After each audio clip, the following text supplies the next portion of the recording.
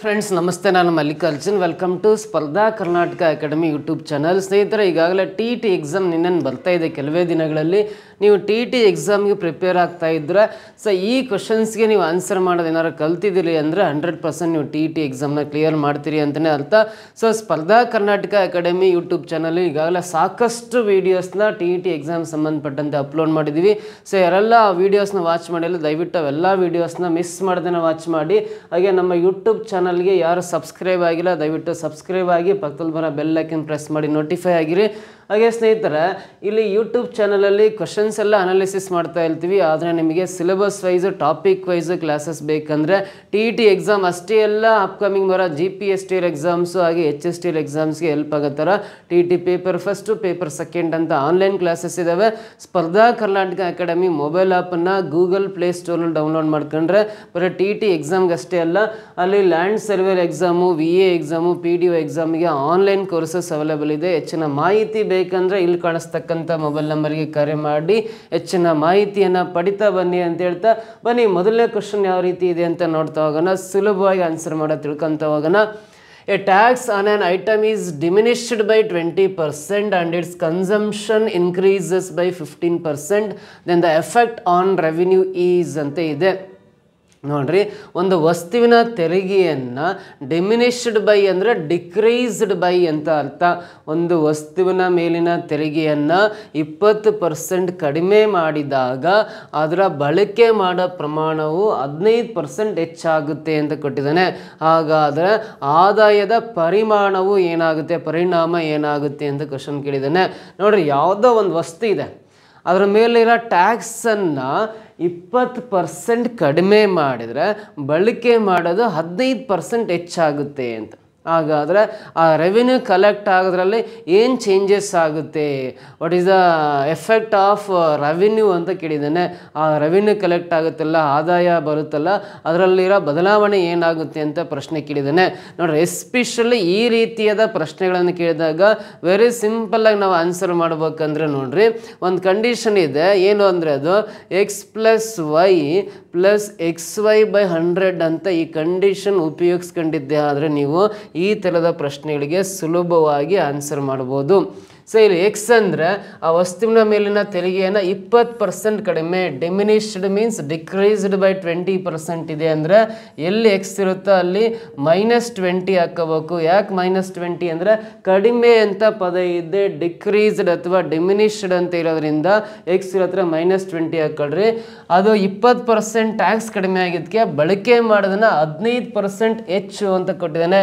Increases by 15% ಅಂತ ಇರೋದ್ರಿಂದ ಎಲ್ಲಿ ವೈ ಇರುತ್ತೋ ಅಲ್ಲಿ +15 ಹಾಕೊಳ್ರಿ.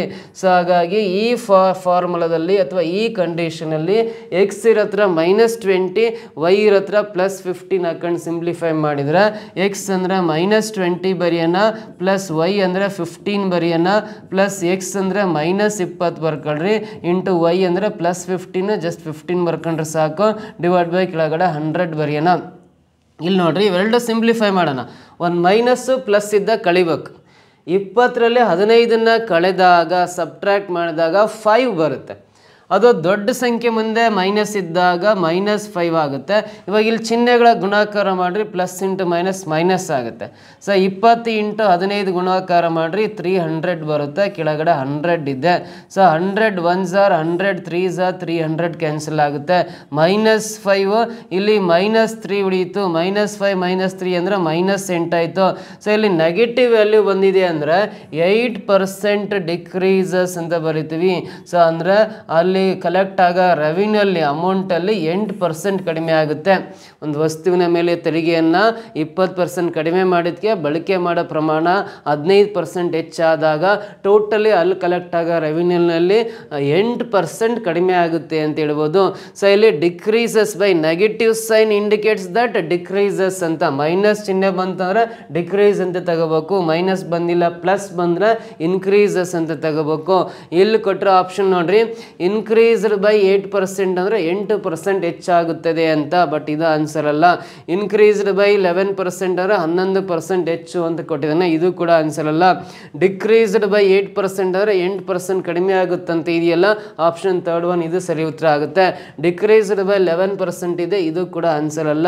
ಸೊ ಇಲ್ಲಿ option third one is the right answer ಅಂತ ಹೇಳ್ಬೋದು.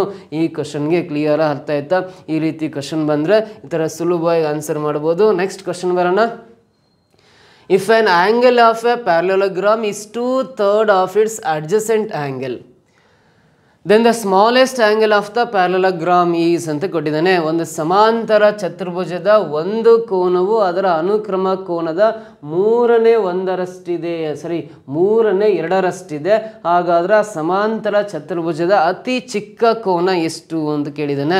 ಇಲ್ಲೊಂದು ಪ್ಲೇನ್ ಆಬ್ಜೆಕ್ಟ್ ಹೇಳಿದ್ದಾನೆ, ಸಮತಲಾಕೃತಿ ಅಂತ ಕೊಟ್ಟಿದ್ದಾನೆ. ಯಾವುದಂದ್ರೆ ಪ್ಯಾರಲೋಗ್ರಾಮ್ ಅಂತ ಹೇಳಿದ್ದಾನೆ, ಸಮಾಂತರ ಚತುರ್ಭುಜ. ಆ ಸಮಾಂತರ ಚತುರ್ಭುಜ ಅಂದ ತಕ್ಷಣ ಫಸ್ಟ್ ನಿಮ್ಮ ಮೈಂಡಲ್ಲಿ ಅದರ ಇಮೇಜ್ ನೆನಪಾಗಬೇಕು. ಸೊ ಆ ಸಮಾಂತರ ಚತುರ್ಭುಜ ಯಾವ ರೀತಿ ಡ್ರಾ ಮಾಡ್ತೀವಿ ಅಂದರೆ ಇದು ಸಮಾಂತರ ಚತುರ್ಭುಜ. ಸೊ ಇದರ ಒಂದು ಕೋನ ಯಾವ್ದಾದ್ರು ಫಾರ್ ಎಕ್ಸಾಂಪಲ್ ಇದು ಎ, ಇದು ಬಿ, ಇದು ಸಿ, ಇದು ಡಿ ಅಂತ ಬರ್ಕೊಂಡ್ರೆ ABCD ಅನ್ನೋದು ಒಂದು ಪ್ಯಾರಲೋಗ್ರಾಮ್ ಸಮಾಂತರ ಚತುರ್ಭುಜ, ಹೌದಾ?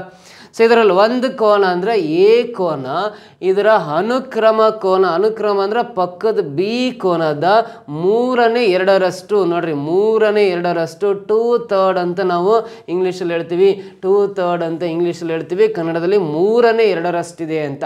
ಸೊ ಅಂದರೆ ಎ ಕೋನ ಅನ್ನೋದು ಆ್ಯಂಗಲ್ ಎ ಅಂತಕ್ಕಂಥದ್ದು, ಅದರ ಅನುಕ್ರಮ ಕೋನ ಆ್ಯಂಗಲ್ ಬಿನ 3/2 ಇದೆ ಅಂತ ಬರೀತೀವಿ, 3/2 ಇದೆ ಅಂತ ಬರ್ಕೊಂತೀವಿ. ಹಾಗಾದರೆ ಈ ಸಮಾಂತರ ಚತುರ್ಭುಜದ ಅತ್ಯಂತ ಚಿಕ್ಕ ಕೋನದ ಅಳತೆ ಎಷ್ಟು ಅಂತ ಕೇಳಿದ್ದಾನೆ. ಅತ್ಯಂತ ಚಿಕ್ಕ ಕೋನದ ಅಳತೆ ಕಂಡುಹಿಡಿಬೇಕಂದ್ರೆ ನೋಡ್ರಿ, ಸೊ ಎ ಕೋನ ಈ ಬಿ ಕೋನ ಲೆಫ್ಟ್ ಸೈಡಿಗೆ ಬಂದರೆ ಡಿವೈಡ್ ಬೈ ಬಿ ಕೋನ ಆಗುತ್ತೆ. ಇಲ್ಲಿ 2/3 ಬರುತ್ತೆ. ಅಂದರೆ ಎ ಕೋನದ ಅಳತೆಗೂ ಮತ್ತು ಬಿ ಕೋನದ ಅಳತೆಗೂ ಇರ್ತಕ್ಕಂಥ ಅನುಪಾತ 2:3 ಇದೆ ಅಂತ ಅರ್ಥ.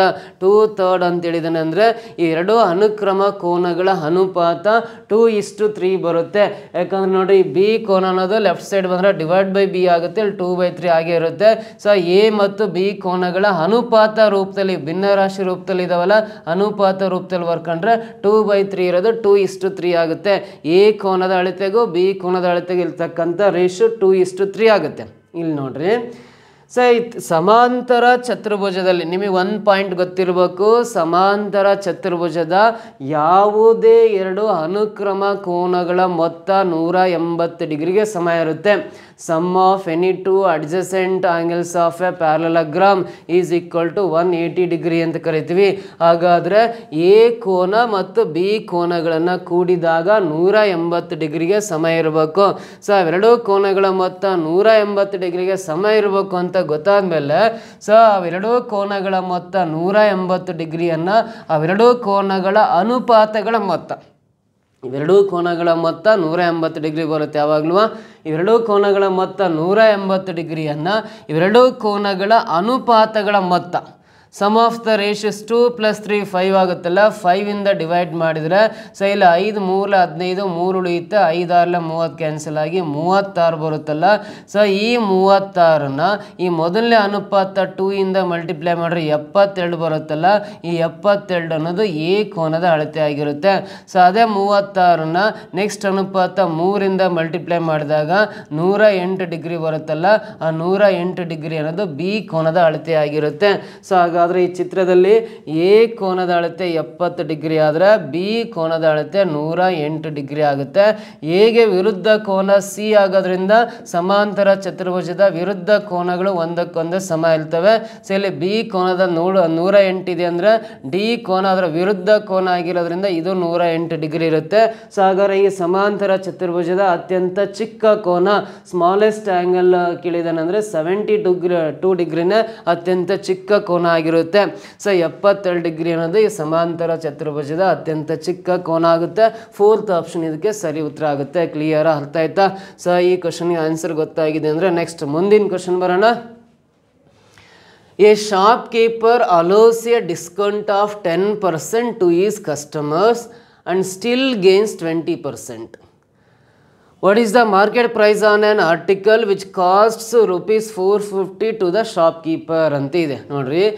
ಒಬ್ಬ ವ್ಯಾಪಾರಿಯು ತನ್ನ ವಸ್ತುಗಳ ಮೇಲೆ 10% ರಿಯಾಯಿತಿಯಲ್ಲಿ ಮಾರಿದಾಗ 20% ಲಾಭವಾಗುತ್ತದೆ.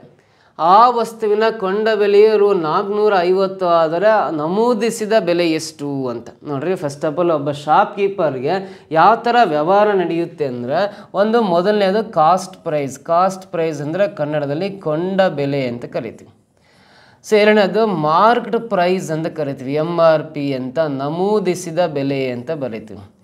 ನೆಕ್ಸ್ಟು ಸೆಲ್ಲಿಂಗ್ ಪ್ರೈಸ್ ಅಂತ ನಡೆಯುತ್ತೆ, ಮಾರಿದ ಬೆಲೆ ಅಂತ. 3 ಹಂತದಲ್ಲಿ ಒಂದು ವಸ್ತು ದಾಟಿ ಕಸ್ಟಮರ್ ಕಡೆಗೆ ಹೋಗುತ್ತೆ ನೋಡ್ರಿ. ಒಬ್ಬ ಶಾಪ್ಕೀಪರು ಆ ಒಂದು ವಸ್ತುವನ್ನು ₹450 ಕೊಟ್ಟು ಪರ್ಚೇಸ್ ಮಾಡಿದ್ದಾನೆ ಅಂತೇಳಿದ್ದಾರೆ. ₹450 ಕೊಟ್ಟು ಆ ವಸ್ತುವನ್ನು ಕೊಂಡ್ಕೊಂಡಿದ್ದಾನೆ ಅಂತ.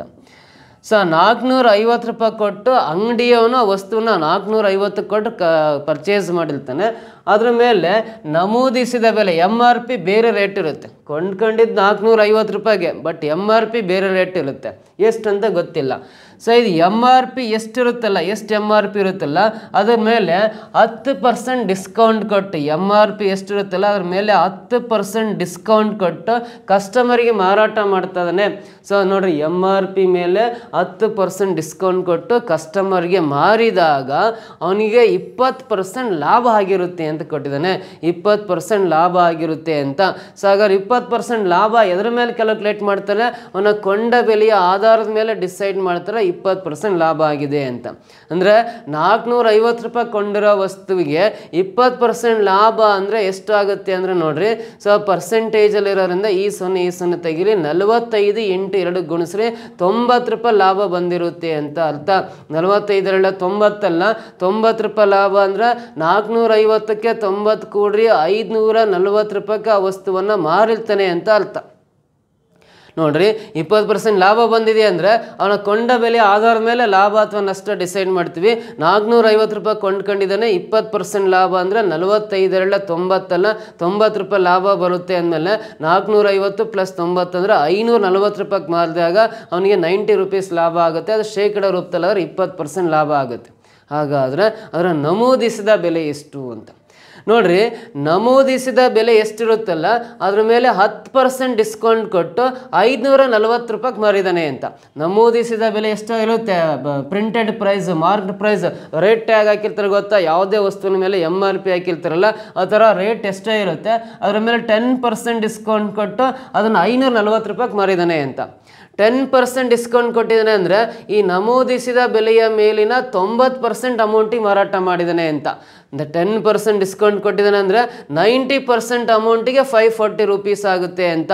90%ಗೆ ₹540 ಆದಮೇಲೆ ನಮೂದಿಸಿದ ಬೆಲೆ ಬೇಕಂದ್ರೆ 100% ಲೆಕ್ಕ ಮಾಡ್ಕೋಬೇಕು.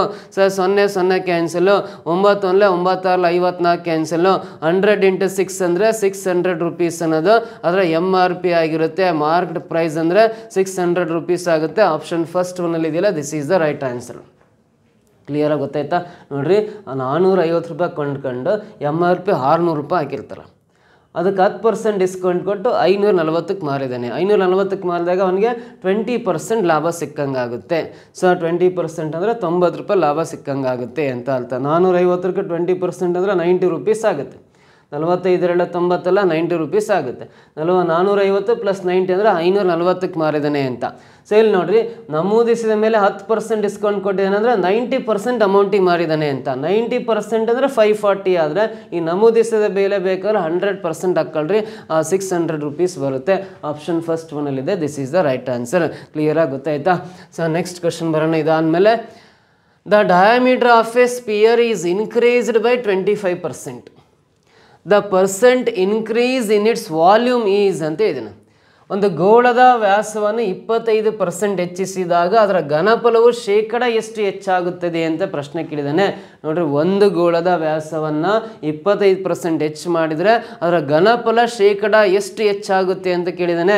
ಸೊ ನೋಡ್ರಿ, ಗೋಳ ಅಂದ ತಕ್ಷಣ ಫಸ್ಟ್ ನಮಗೆ ಮೈಂಡಲ್ಲಿ ಬರ್ಬೇಕು ಅದು ಯಾವ ರೀತಿ ಇರುತ್ತೆ ಅಂದರೆ, ಇದು ಗೋಳ, ಸ್ಪಿಯರ್ ಅಂತ ಕರಿತೀವಿ ಇಂಗ್ಲೀಷಲ್ಲಿ. ಸೊ ಇದು ಗೋಳದ ತ್ರಿಜ್ಯ, ರೇಡಿಯಸ್ ಆಫ್ ಎ ಸ್ಪಿಯರ್ ಅಂತ ಕರಿತೀವಿ. ಗೋಳದ ತ್ರಿಜ್ಯ ನೋಡ್ರಿ, radius of a sphere. So ನೋಡ್ರಿ, ಇಲ್ಲಿ ಕೊಟ್ಟಿರೋದು ವ್ಯಾಸ. ಸೊ ಗೋಳದ ವ್ಯಾಸ 25% ಹೆಚ್ಚಾಗುತ್ತೆ ಅಂದಮೇಲೆ ಅದರ ತ್ರಿಜ್ಯ ಕೂಡ 25% ಹೆಚ್ಚಾಗುತ್ತೆ. ನೋಡ್ರಿ, ಗೋಳದ ವ್ಯಾಸ 25% ಹೆಚ್ಚಾಗುತ್ತೆ ಅಂದಮೇಲೆ ತ್ರಿಜ್ಯನ ಕೂಡ 25% ಹೆಚ್ಚಾಗುತ್ತೆ. ಸೊ ನೋಡ್ರಿ, ಇಲ್ಲಿ diameter of a sphere increased by 25% ಅಂದ್ರೆ ಇಸ್ ನಥಿಂಗ್ ಬಟ್ ನೋಡ್ರಿ radius of a sphere also is increased by 25% ಅಂತಾನೆ ಮೀನಿಂಗು. ವ್ಯಾಸ 25% ಹೆಚ್ಚಾಗಿದೆ ಅಂದರೆ ತ್ರಿಜ್ಯನ ಕೂಡ 25% ಹೆಚ್ಚಾಗಿರುತ್ತೆ ಅಂತ ಅರ್ಥ ಆಗುತ್ತೆ. ನೀವು ಬೇಕಾದ್ರೆ ಪ್ರಾಕ್ಟಿಕಲ್ ಆಗಿ ಅಂತ ತಿಳ್ಕೊಂಡು ನೋಡ್ಬೋದು. ಸೊ ನೋಡ್ರಿ, ಈ ಗೋಳದ ತ್ರಿಜ್ಯ ಎಷ್ಟಿರುತ್ತಲ್ಲ ಅದಕ್ಕಿಂತ 25% ಜಾಸ್ತಿ ಮತ್ತೊಂದು ಗೋಳದ ತ್ರಿಜ್ಯ ಆಗುತ್ತೆ. ನೋಡ್ರಿ, ಇನ್ನೊಂದು ಗೋಳದ ತ್ರಿಜ್ಯ ಇದಕ್ಕಿಂತ 25% ಹೆಚ್ಚಾಗುತ್ತೆ ಅಂತ ಹೇಳಿದಾನೆ. 25% ಹೆಚ್ಚಾಗುತ್ತೆ ಈ ಗೋಳದ ತ್ರಿಜ್ಯ. Radius of the spear is 25% increase ಆಗುತ್ತೆ. ವ್ಯಾಸ 25% ಹೆಚ್ಚಾದರೆ ತ್ರಿಜ್ಯನೂ ಕೂಡ 25% ಹೆಚ್ಚಾಗುತ್ತೆ ಅಂತ ಅರ್ಥ. ಹಾಗಾದ್ರೆ ಅಸಂಪ್ಷನ್ ಮಾಡೋಣ. ಅಸಂಪ್ಷನ್ ಅಂದರೆ ಈ ಗೋಳದ ತ್ರಿಜ್ಯ 4 ಸೆಂಟಿಮೀಟ್ರ್ ಇದೆ ಅಂತ ತಗೊಂಡ್ರೆ ಇದರ ತ್ರಿಜ್ಯ ಇದಕ್ಕಿಂತ 25%, 25% ಅಂದರೆ 4ರಲ್ಲಿ 1/4 ಭಾಗ ಅಂತ. ಈ 4ಕ್ಕೆ 1/4 ಭಾಗ ಅಂದರೆ 4ಕ್ಕೆ 1/4 ಭಾಗ ಅಂದರೆ ಅರ್ಧ ಅಂದರೆ 2, 1/4 ಭಾಗ ಅಂದರೆ 1. ಸೊ ಇದಕ್ಕಿಂತ 1 ಜಾಸ್ತಿ ಆಗುತ್ತೆ ಅಂದರೆ 5 ಸೆಂಟಿಮೀಟ್ರ್ ಆಗುತ್ತೆ ಇನ್ನೊಂದು ಗೋಳದ ತ್ರಿಜ್ಯ. ನೋಡಿರಿ, 25% ಅಂದರೆ 4 ಸೆಂಟಿಮೀಟ್ರ್. ಇದು ಅಸಂಪ್ಷನ್. 4 ಸೆಂಟಿಮೀಟ್ರ್ ಅನ್ನೋದು ಪ್ರಶ್ನೆ ಇಲ್ಲ, ಅಸಂಪ್ಷನ್ ಮಾಡ್ಕೊಂಡಿದ್ದೇನೆ ಅಷ್ಟೇ. ಗೋಳದ ತ್ರಿಜ್ಯ 4 ಸೆಂಟಿಮೀಟ್ರ್ ತಗೊಂಡ್ರೆ 25% ಅಂದರೆ 1/4 ಭಾಗ ಅಂದರೆ 1 ಜಾಸ್ತಿಯಾಗಿ ಇದು 5 ಸೆಂಟಿಮೀಟ್ರ್ ಆಗುತ್ತೆ. ಹಾಗಾದರೆ ಇದರ ಘನಫಲಕ್ಕಿಂತ ಇದರ ಘನಫಲ ಎಷ್ಟು % ಹೆಚ್ಚಾಗುತ್ತೆ ಅಂತ ಕೇಳಿದ್ದಾನೆ. ಸೊ ಗೋಳದ ಘನಫಲ ಕಂಡುಹಿಡಿಯೋ ಫಾರ್ಮುಲಾ, ವಾಲ್ಯೂಮ್ ಆಫ್ ಸ್ಪಿಯರ್ ಕಂಡುಹಿಡಿಯೋ ಫಾರ್ಮುಲಾ 4/3 πr³ ಅಂತ. ಸೊ ನೋಡ್ರಿ, ಇಲ್ಲಿ 4/3 ಹಾಗೆ ಬರ್ಕೊಳ್ರಿ. ಆರ್ ಅಂದರೆ ಅಲ್ಲಿ 4 ಇದೆಯಲ್ಲ, 4³ ಅಂದರೆ ಎಷ್ಟಾಗುತ್ತೆ? 4³ ಹಾಕೊಳ್ರಿ. 4³ ಅಂದರೆ 64 ಆಗುತ್ತೆ. ಈ 4/3 π ಅನ್ನೋದಾಗಿ ಅಲ್ಲಿ 4³ 64 ಆಗುತ್ತೆ. ನೆಕ್ಸ್ಟ್ ಅದೇ ರೀತಿ ಈ ಗೋಳದ ಘನಫಲ ಅಂದರೆ ಸೇಮ್ ಅದೇ ಫಾರ್ಮುಲಾ 4/3 πr³ ಅಂತಾನೆ ಫಾರ್ಮುಲಾ. ಈ 4/3 π ಹಾಗೆ ಬರ್ಕೊಳ್ರಿ. ಇಲ್ಲಿ ಆರ್ ಅಂದರೆ 5 ಇದೆಯಲ್ಲ, 5³ ಅಂತ ಬರ್ಕೊಳ್ರಿ. 5³ ಅಂದರೆ ಎಷ್ಟಾಗುತ್ತೆ ಅಂದರೆ 125 ಆಗುತ್ತೆ. 5ನ್ನ 3 ಸಲ ಗುಣಿಸಿದಾಗ 125 ಬರುತ್ತೆ. ಇಲ್ಲಿ ನೋಡ್ರಿ 4/3 ಇದೆ, ಇದರಲ್ಲೂ 4/3 ಇದೆ ಅಂದರೆ 4/3ನ ನೆಗ್ಲೆಕ್ಟ್ ಮಾಡಿಬಿಡ್ರಿ, ಕ್ಯಾನ್ಸಲ್ ಮಾಡಿಬಿಡ್ರಿ, ಅವಶ್ಯಕತೆನೇ ಇಲ್ಲ ನಮಗೆ. ಅಂದರೆ ಇದರ ಘನಫಲ 64 ಇರೋದು, ಇದರ ವಾಲ್ಯೂಮ್ 125 ಆಗಿದೆ. ಅಂದರೆ ಈ 64ಕ್ಕಿಂತ ಇದು ಎಷ್ಟು ಹೆಚ್ಚಾಗಿದೆ ನೋಡ್ರಿ. 64 ಇರೋದು 125 ಆಗಿದೆ ಅಂದರೆ ಇದಕ್ಕಿಂತ ಇದು 61 ಜಾಸ್ತಿ ಇದೆ. ಪ್ಲಸ್ 61 ಬರಿತೀನಿ. 64ಗೆ 61 ಕೂಡಿದಾಗ 125 ಆಗೋದ್ರಿಂದ ಈ ಗೋಳದ ಘನಫಲಕ್ಕಿಂತ ಇದು 61 ಜಾಸ್ತಿ ಆಗಿದೆ. ಸೊ ಹಾಗಾದರೆ ಪರ್ಸೆಂಟೇಜಲ್ಲಿ ಕಂಡುಹಿಡಿಬೇಕು. ಜಾಸ್ತಿ ಆಗಿರೋದು 61. ಎಷ್ಟು ಕಂಪೇರ್ ಮಾಡಿದರೆ ಈ 64 ಕಂಪೇರ್ ಮಾಡಿದರೆ ಇದು 61 ಜಾಸ್ತಿ ಆಗಿದೆ. 64ಕ್ಕೆ 61 ಜಾಸ್ತಿ ಆಗಿದೆ ಅಂದರೆ 100ಕ್ಕೆ ಎಷ್ಟು ಹೆಚ್ಚು ಅಂತ ಕಂಡುಹಿಡಿಬೇಕು. 100ಕ್ಕೆ ಎಷ್ಟು ಜಾಸ್ತಿ ಅಂತ ಕಂಡುಹಿಡಿಬೇಕು. ಸೊ ಇದು 4 1 2 ಉಳಿಯುತ್ತೆ, 4 6 24. ಇದು 4 25 100, 25 4 100 ಆದಮೇಲೆ 4 25 100 ಕ್ಯಾನ್ಸಲ್ ಆಗುತ್ತೆ. ಸೊ ಇದು 25 × 6 150, 25 1 25, 2 ಮಲ್ಟಿಪ್ಲೈ ಮಾಡೋಣ. 25 1 25, ದಶಕ 2, 25 6 152, 152, 1525 ಡಿವೈಡ್ ಬೈ 16. 16ರಿಂದ ಡಿವೈಡ್ ಮಾಡಿರಿ. 16 9 144. ಇನ್ನೆಷ್ಟು ಉಳಿಯುತ್ತೆ? 8 ಉಳಿಯುತ್ತೆ. 16 5 80. ಇನ್ನು 5 ಉಳಿಯುತ್ತೆ. Point cut 0 ಎಡ್ಸ್ಕೊಳ್ರಿ. 16 3 48. 2 ಉಳಿಯುತ್ತೆ. ಪಾಯಿಂಟ್ ಇಂದ ಇನ್ನೊಂದು 0 ಹಾಕೊಳ್ರಿ. 16 1 16. 95.31% ಇನ್ಕ್ರೀಸ್ ಆಗುತ್ತೆ. 95.31% ಅಂತ ಇಲ್ಲಿ 4th ಆಪ್ಷನಲ್ಲಿ ಇದೆ ನೋಡ್ರಿ. ಇದೇ ಸರಿ ಉತ್ತರ ಆಗುತ್ತೆ. ಗೊತ್ತಾಗಿಲ್ಲ ಅಂದರೆ 16ಇಂದ 1525ನ ಈ ಥರ ಕಿವಿ ಹಾಕೊಂಡು ಡಿವೈಡ್ ಮಾಡಿರಿ. ಎಕ್ಸಾಕ್ಟ್ 95.31% ಈ ಗೋಳದ ಘನಫಲಕ್ಕಿಂತ ಇದು ಹೆಚ್ಚಾಗಿರುತ್ತೆ. ಆಪ್ಷನ್ 4th ಒನ್ ಇದಕ್ಕೆ ರೈಟ್ ಆನ್ಸರ್ ಅಂತ ಕರಿತೀವಿ. 95.31% ಇನ್ಕ್ರೀಸ್ ಆಗಿರುತ್ತೆ ಅಂತ ಹೇಳ್ಬೋದು. ಕ್ಲಿಯರ್ ಅರ್ಥ ಆಯ್ತಾ? ಸೊ ನೆಕ್ಸ್ಟ್ ಕ್ವಶನ್ ಬರೋಣ. ಇದಾದಮೇಲೆ the point of concurrency of the 3 altitudes of a triangle is called ads ಅಂತ ಕೇಳಿದ್ದಾನೆ. ಒಂದು ತ್ರಿಭುಜದ ಎತ್ತರಗಳು ಏಕೀಭವಿಸುವ ಬಿಂದುವನ್ನು ಏನೆಂದು ಕರೆಯುವರು ಅಂತ ಕೇಳಿದ್ದಾರೆ. ಒಂದು ತ್ರಿಭುಜದ ಎತ್ತರವುಗಳು ಏಕೀಭವಿಸುವ ಬಿಂದುವನ್ನು so altitudes of a triangle ಅಂತ ಕರಿತೀವಿ. 3 ಆಲ್ಟಿಟ್ಯೂಡ್ಸ್ ಆಫ್ ಎ ಟ್ರಯಾಂಗಲ್ ನೋಡ್ರಿ. ಒಂದು ತ್ರಿಭುಜದ 3 ಬಾಹುಗಳಿರ್ತಾವಲ್ಲ, ತ್ರಿಭುಜದ 3 ಬಾಹುಗಳಿರ್ತಾವಲ್ಲ, ಈ 3 ಬಾಹುಗಳಿಗೆ ಆಲ್ಟಿಟ್ಯೂಡ್ಸ್ ಅಂತ ಕರಿತೀವಿ. ಎತ್ತರಗಳನ್ನು ಡ್ರಾ ಮಾಡ್ತೇನೆ. ಬಿ ಸಿಯ ಆಲ್ಟಿಟ್ಯೂಡ್ ಇಲ್ಲಿ AD ಆಗಿದೆ. ಸೊ ಅದೇ ಎ ಸಿ ಬಾಹುವಿನ ಆಲ್ಟಿಟ್ಯೂಡ್ ಬಿ ಇ ಅಂತ ಬರಿತಾ ಇದೀನಿ. B is a altitude of side B C ಅಂತ ಬರಿತೀವಿ. ಅದೇ ಥರ ನಾವು ಎ ಬಿ ಬಾಹುವಿನ ಆಲ್ಟಿಟ್ಯೂಡ್ ಇಲ್ಲಿ ಸಿ ಎಫ್ ಅಂತ ಬರಿತೀನಲ್ಲ, ಈ ಮೂರು ಲಂಬ ಎತ್ತರಗಳು ಅಥವಾ ತ್ರಿಭುಜದ ಎತ್ತರಗಳನ್ನು ಡ್ರಾ ಮಾಡಿದ್ದೀನಿ. ಈ ಮೂರು ಲಂಬ ಎತ್ತರಗಳು ಒಂದು ಬಿಂದುವಿನಲ್ಲಿ ಏಕೀಭವಿಸ್ತವೆ. ಈ ಮೂರು ತ್ರಿಭುಜದ ಎತ್ತರಗಳು ಒಂದು ಬಿಂದುವಿನಲ್ಲಿ ಏಕೀಭವಿಸ್ತವೆ ಅಂದರೆ ಒಂದು ಬಿಂದುವಿನಲ್ಲಿ ಛೇದಿಸಿ ಹೋಗ್ತಾ ಇದ್ದಾವೆ ಮೂರು ಎತ್ತರಗಳು. ಸೊ ತ್ರಿಭುಜದ ಮೂರು ಎತ್ತರಗಳು altitudes of triangle are intersect one point ಅಂತ ಕರಿತೀವಿ. ಈ ಬಿಂದುವನ್ನು ಏನಂತ ಕರಿತೀವಿ ಅಂದರೆ ನಾವು ಇದನ್ನು ಲಂಬ ಕೇಂದ್ರ ಅಂತ ಕರಿತೀವಿ. ಲಂಬ ಕೇಂದ್ರ ಅಂತ ಕನ್ನಡದಲ್ಲಿ ಕರಿತೀವಿ. ತ್ರಿಭುಜದ ಮೂರು ಎತ್ತರಗಳು ಏಕೀಭವಿಸುವ ಬಿಂದುವನ್ನು ಅಥವಾ ಛೇದಿಸುವ ಬಿಂದುವನ್ನು ಲಂಬ ಕೇಂದ್ರ ಅಂತ ಕರಿತೀವಿ. ಸೊ ನಾವು ಇಂಗ್ಲೀಷಲ್ಲಿ ಆರ್ಥೋ ಸೆಂಟರ್ ಅಂತ ಕರಿತೀವಿ. ಆರ್ಥೋ ಸೆಂಟರ್ ಅಂತ ಕರಿತೀವಿ. ಲಂಬ ಕೇಂದ್ರ ಇಂಗ್ಲೀಷಲ್ಲಿ ಆರ್ಥೋ ಸೆಂಟರ್ ಅಂತ ಕರಿತೀವಿ. ಇಲ್ಲಿ ಆಪ್ಷನ್ ಥರ್ಡ್ ಒನಲ್ಲಿ ಇದೆಯಲ್ಲ, ಇದು ಸರಿ ಉತ್ತರ ಆಗುತ್ತೆ. ಸೊ ಇಲ್ಲಿ ಇನ್ ಸೆಂಟರ್ ಅಂದರೆ ಹಂತ ಕೇಂದ್ರ ಅಂತ ಕರೀತಾರೆ. ಹಂತ ಕೇಂದ್ರ ಸಿಗೋದು ತ್ರಿಭುಜದ ಕೋನಾರ್ಧ ರೇಖೆಗಳನ್ನು ಎಳೆದಾಗ ಆ ಮೂರು ಕೋನಾರ್ಧ ರೇಖೆಗಳು ಸಂಧಿಸುವ ಬಿಂದುವನ್ನು ಇನ್ ಸೆಂಟರ್ ಅಂತ ಕರಿತೀವಿ, ಹಂತ ಕೇಂದ್ರ ಅಂತ ಕರಿತೀವಿ. ಸೊ ಸೆಂಟ್ರಾಯ್ಡ್ ಅಂದರೆ ನಾವು ಗುರುತ್ವ ಕೇಂದ್ರ ಅಂತ ಕರಿತೀವಿ ಕನ್ನಡದಲ್ಲಿ. ಸೊ ನೋಡ್ರಿ, ಗುರುತ್ವ ಕೇಂದ್ರ ಸೆಂಟ್ರಾಯ್ಡ್ ಯಾವ ರೀತಿ ಸಿಗುತ್ತೆ ಅಂದರೆ ಮೀಡಿಯನ್ಸ್, ತ್ರಿಭುಜದ ಮೂರು ಮಧ್ಯ ರೇಖೆಗಳನ್ನು medians of a triangle are intersected by a point. So that point is called a centroid ಅಂತ ಕರಿತೀವಿ. ತ್ರಿಭುಜದ ಮೂರು ಮಧ್ಯ ರೇಖೆಗಳು ಸಂಧಿಸುವ ಅಥವಾ ಛೇದಿಸುವ ಅಥವಾ ಏಕೀಭವಿಸುವ ಬಿಂದುವನ್ನು ಗುರುತ್ವ ಕೇಂದ್ರ ಅಂತ ಕರಿತೀವಿ. ಆರ್ಥೋ ಸೆಂಟರ್ ಅಂದರೆ ನಾವು ಕನ್ನಡದಲ್ಲಿ ಲಂಬ ಕೇಂದ್ರ ಅಂತ ಕರಿತೀವಿ. ಲಂಬ ಕೇಂದ್ರ ಯಾವ ಥರ ಸಿಗುತ್ತೆ ಅಂದರೆ ತ್ರಿಭುಜದ ಮೂರು ಎತ್ತರಗಳು ಸಂಧಿಸುವ ಅಥವಾ ಏಕೀಭವಿಸುವ ಬಿಂದು ಇರುತ್ತಲ್ಲ, ಇದನ್ನೇ ನಾವು ಲಂಬ ಕೇಂದ್ರ ಆರ್ಥೋ ಸೆಂಟರ್ ಅಂತ ಕರಿತೀವಿ. ಸೊ ನೆಕ್ಸ್ಟ್ ಸರ್ಕಮ್ ಸೆಂಟರ್ ಅಂತ ಇದೆ, ವೆಂಟರ್ ಅಲ್ಲ, ಸರ್ಕಮ್ ಸೆಂಟರ್ ಅಂತ. ಸರ್ಕಮ್ ಸೆಂಟರ್ ಅಂದರೆ ಪರಿಕೇಂದ್ರ ಅಂತ ಕರಿತೀವಿ. ಪರಿಕೇಂದ್ರ ಅಂದರೆ ತ್ರಿಭುಜದ ಮೂರು ಲಂಬಾರ್ಧ ರೇಖೆಗಳು ಪರ್ಪೆಂಡಿಕ್ಯುಲರ್ ಬೈಸೆಕ್ಟರ್ಸ್ ಅಂತ ಕರಿತೀವಿ. ಅವರ ಮೂರು ಪರ್ಪೆಂಡಿಕ್ಯುಲರ್ ಬೈಸೆಕ್ಟರ್ಸ್ ಇಂಟರ್ಸೆಕ್ಟ್ ಆಗೋ ಪಾಯಿಂಟನ್ನು ನಾವು ಸರ್ಕಮ್ ಸೆಂಟರ್ ಅಂತ ಕರಿತೀವಿ. ತ್ರಿಭುಜದ ಮೂರು ಲಂಬಾರ್ಧ ರೇಖೆಗಳು ಏಕೀಭವಿಸುವ ಬಿಂದುವನ್ನು ಪರಿಕೇಂದ್ರ ಅಂತ ಕರಿತೀವಿ. ಸೊ ಇಲ್ಲಿ ತ್ರಿಭುಜದ ಮೂರು ಎತ್ತರಗಳು altitudes of a triangle intersect ಆಗಿರೋ ಪಾಯಿಂಟನ್ನು ಆರ್ಥೋ ಸೆಂಟರ್ ಅಂತ ಕರಿತೀವಿ, ಲಂಬ ಕೇಂದ್ರ. ಹಾಗಾಗಿ ಆಪ್ಷನ್ ಥರ್ಡ್ ಒನ್ ಸರಿ ಉತ್ತರ ಆಗುತ್ತೆ. ಕ್ಲಿಯರ್, ಅರ್ಥ ಆಯ್ತಾ? ನೆಕ್ಸ್ಟ್ ಕ್ವಶನ್ ಬರೋಣ. The probability that a non-leap year has 53 Sundays is. ಒಂದು ಅಧಿಕ ವರ್ಷವಲ್ಲದ ವರ್ಷದಲ್ಲಿ 53 ಭಾನುವಾರಗಳು ಬರುವ ಸಂಭವನೀಯತೆಯು ಅಂತಿದೆ. ಅಧಿಕ ವರ್ಷವಲ್ಲದ ವರ್ಷದಲ್ಲಿ ಅಂದರೆ ನಾನ್ ಲೀಪ್ ಇಯರ್ ಅಂತ ಕೊಟ್ಟಿದ್ದಾನೆ. ಅಂದರೆ ಅಧಿಕ ವರ್ಷವಲ್ಲ ಅಂದರೆ ಅದು ಸಾಮಾನ್ಯ ವರ್ಷದಲ್ಲಿ ಅಂತ ಪ್ರಶ್ನೆ ಕೇಳಿದಂಗೆ, ಸಾಮಾನ್ಯ ವರ್ಷದಲ್ಲಿ ಅಂತ ಪ್ರಶ್ನೆ ಕೇಳಿದಂಗೆ. ನೋಡ್ರಿ, ಒಂದು ಸಾಮಾನ್ಯ ವರ್ಷದಲ್ಲಿ 53 ಭಾನುವಾರಗಳು ಬರುವ ಸಂಭವನೀಯತೆ ಅಂತ ಕೇಳಿದ್ದಾನೆ. ನೋಡ್ರಿ, ಅಧಿಕ ವರ್ಷವಲ್ಲ ಅಂದರೆ ಅದು ಸಾಮಾನ್ಯ ವರ್ಷ ಅಂತ ತಗೋಬೇಕು. ನಾನ್ ಲೀಪ್ ಇಯರ್ ಅಂದರೆ ಅದು ಕಾಮನ್ ಇಯರ್ ಅಂತ ಅರ್ಥ. ಸೊ ನಿಮಗೆ ಗೊತ್ತಿರಲಿ, ಫಸ್ಟ್ ಆಫ್ ಆಲ್ ಒಂದು ಸಾಮಾನ್ಯ ವರ್ಷದಲ್ಲಿ ನೋಡ್ರಿ ಟೋಟಲಿ 365 ಡೇಸ್ ಇರ್ತಾವೆ. ಆ 365 ಡೇಸ್ಗೆ ಎಕ್ಸಾಕ್ಟಾಗಿ 52 ವಾರಗಳು ಇರ್ತಾವೆ. 52 ವೀಕ್ಸ್ ಆಗಿ ಒಂದು ಎಕ್ಸ್ಟ್ರಾ ಡೇ ಇರುತ್ತೆ, ಒಂದು ಹೆಚ್ಚುವರಿ ದಿನ ಇರುತ್ತೆ. ನೋಡ್ರಿ, ಒಂದು ಸಾಮಾನ್ಯ ವರ್ಷದಲ್ಲಿ 365 ದಿನಗಳು ಆಗ್ತವೆ. ಅದರಲ್ಲಿ 7 ದಿನಗಳಾಗ್ತಕ್ಕಂಥ ವಾರಗಳು ಟೋಟಲಿ 52 ವಾರಗಳು ಕಂಪ್ಲೀಟ್ ಆಗಿ ಒಂದು ಎಕ್ಸ್ಟ್ರಾ ಡೇ ಉಳಿಯುತ್ತೆ.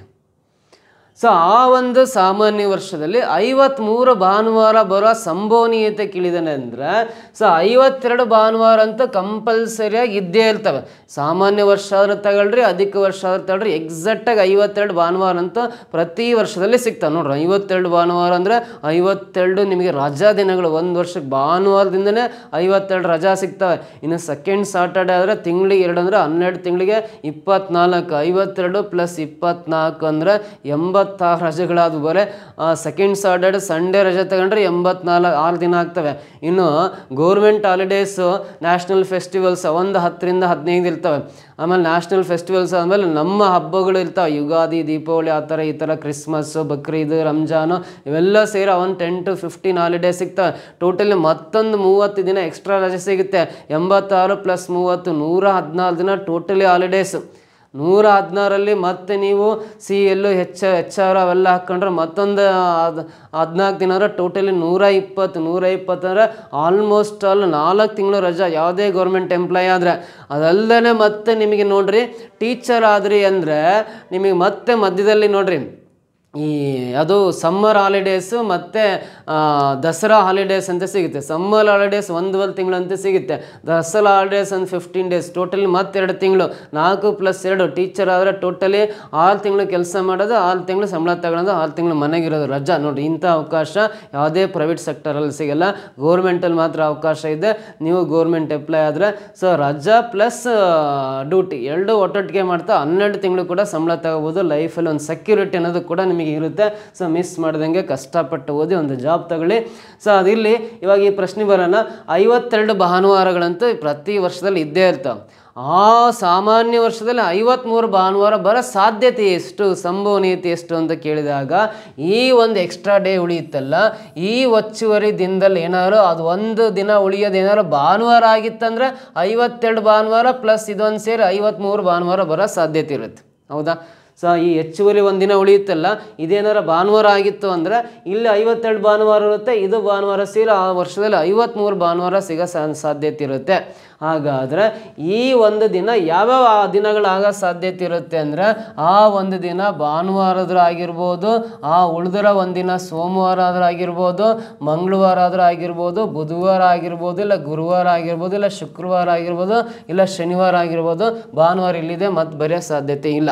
ಟೋಟಲ್ ಆ ಒಂದು ದಿನ ಯಾವ ದಿನ ಆಗೋ ಸಾಧ್ಯತೆ ಇದೆ ಅಂದರೆ ಭಾನುವಾರ ಇಲ್ಲ, ಸೋಮವಾರ ಇಲ್ಲ, ಮಂಗಳವಾರ ಇಲ್ಲ, ಬುಧವಾರ ಇಲ್ಲ, ಗುರುವಾರ ಇಲ್ಲ, ಶುಕ್ರವಾರ ಇಲ್ಲ, ಶನಿವಾರ. ಟೋಟಲಿ 1 2 3 4 5 6 7. ಸೊ ಆ 7ನ್ನ ಸಂಭವನೀಯತೆ ಕಂಡುಹಿಡಿಬೇಕಂದ್ರೆ ಆ ಒಂದು ದಿನ ಉಳಿಯೋ ಸಾಧ್ಯತೆ 7 ಸಾಧ್ಯತೆಗಳಿದೆ. ಆ 7 ಸಾಧ್ಯತೆಗಳಲ್ಲಿ ಅದು ಭಾನುವಾರ ಆಗ್ಬೇಕಾದ್ರೆ ಒಂದೇ ಭಾನುವಾರ ಇದೆಯಲ್ಲ 1/7 ಅಂತ ಬರೀತೀನಿ. ಸೊ ಭಾನುವಾರ ಬರೋ ಸಾಧ್ಯತೆ ಇದೆ ಅಂದರೆ ಆ 7 ದಿನದಲ್ಲಿ ಒಂದೇ ಭಾನುವಾರ ಇರೋದಿಲ್ಲ. ಭಾನುವಾರ ಅನ್ನೋದು ಒಂದೇ ಈ ಗ್ರೂಪಲ್ಲಿ ಇರೋದು. ಹಾಗಾಗಿ ಒಂದು ಮೇಲೆ ಬರೀಬೇಕು. ಟೋಟಲಿ 7 ಸಾಧ್ಯತೆಗಳಿದ್ದಾವೆ. 1/7 ಅನ್ನೋದು ಸಂಭವನೀಯತೆ ಆಗಿರುತ್ತೆ. ಈ ಪ್ರಶ್ನೆಗೆ ಆನ್ಸರು 1/7. 1/7 ಇಲ್ಲಿ 4th ಆಪ್ಷನಲ್ಲಿ ಇದೆಯಲ್ಲ, this is the exact answer.